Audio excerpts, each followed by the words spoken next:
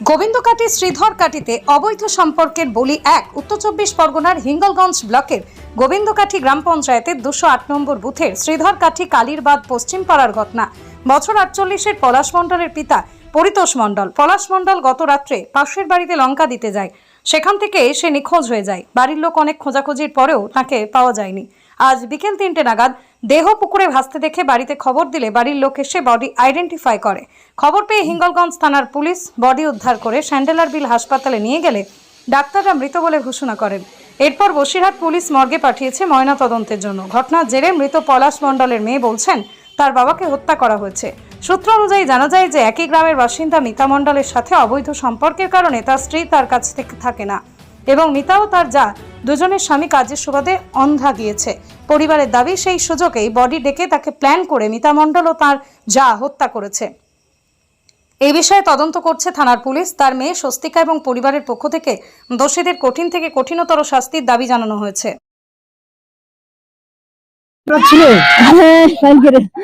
কালকে বাড়ি সারাদিন বাড়ি শুয়ে ফোন দিয়েছে। হ্যাঁ, আমি ভাবছি তো ওই বাড়ি ঝাল দিয়ে আসতে গেল, আমার বাবার ফিরে নিয়ে আমার বাবার মেরে দিয়েছে, আমার বাবার মেরে দিয়েছে। আমি ফোনে যাবো আমার বাবার জন্য। পলাশ, আমার নাম গীতা। আমার ছেলে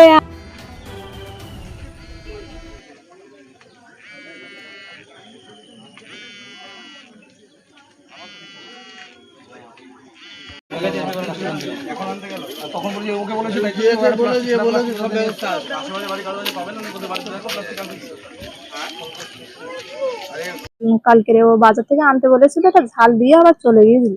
কালকে আমাদের ওই বসেও নিও বলতে পারছি না, আমারও তো বলতে পারছি না। তখন দেখতে পেলো মারা গেছে। আমি ছাগল দেখতে যাচ্ছি 3টের দিকে রাস্তায়, হঠাৎ দেখি এই হাতের আঙুলগুলো ভেসে উঠছে।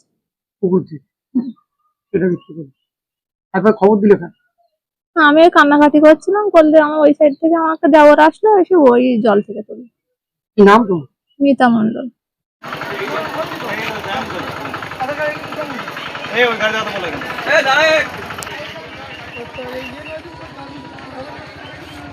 একটা মানুষকে কালকে ও লাস্ট ওর সঙ্গে আমার 9:30টার সময় বাড়ি ফিরেছি আমরা ক্লাব থেকে। তারপর ওর সঙ্গে আমার লাস্ট কথা হয়েছে 9:45 কি 50। তারপর আর ওর সঙ্গে আমার কোনো কন্ট্যাক্ট হয়নি। নিখোঁজ হয়েছে প্রশাসনে ফোন করেছি, ফোন সুইচ অফ। আমরা সকালবেলা খোঁজ নিয়ে যখন পাই না, আমি জানি যে ওর একটা সাবল ছেলে, ও যখন ফিরে আসবে। বডিটা 2টো নাগাদ আমি দেখতে পাইনি, আমার পাড়ার প্রতিবেশী দেখতে পেয়ে আমি দোকানে গিয়েছিলাম, আমি বাইকের শোরুমে থাকি, সেখান থেকে আমাকে ফোন করলো, আমি চলে আসলাম। দাদা জ্যাঠামশার ছেলে। আমার নাম কৌশিক মণ্ডল। পলাশ মণ্ডল, পশ্চিম শ্রীধরকাটি।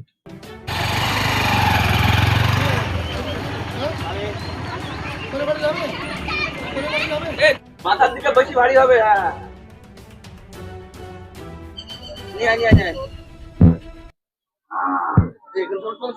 চলো। কি কপাল! কি কপাল! খারাপ পয়সা দেয়নি। আমার ওই মহিলাটা মরুক, আমার বাবার ফোন করে ডাকতো যে আমার এই লবণ এনে দাও, লঙ্কা এনে দাও। লঙ্কা দিতে গিয়ে মাংস খাইয়েছে আমার বাবার কাছ থেকে টাকা নিয়ে। কত যে আমার বাবার খাই করে কে মারলো জানো? আমি জানি না, কালকে রাত্রে থেকে আমার বাবার খুঁজে পাওয়া যাচ্ছে না। ওই বড়ি শাস্তি হোক, ওই বউটা শাস্তি হোক। নাম তোমার? পপি মণ্ডল, পলাশ মণ্ডল।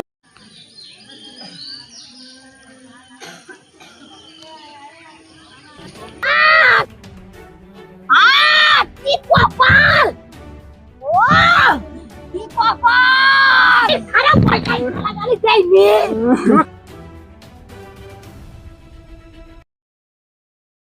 আমার বাবা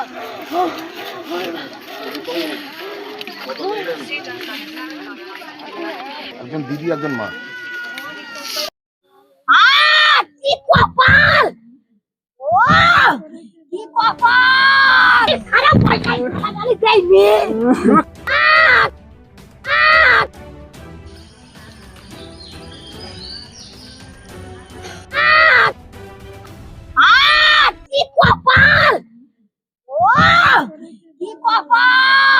খারাপ পয়সা টাকা দেয়নি।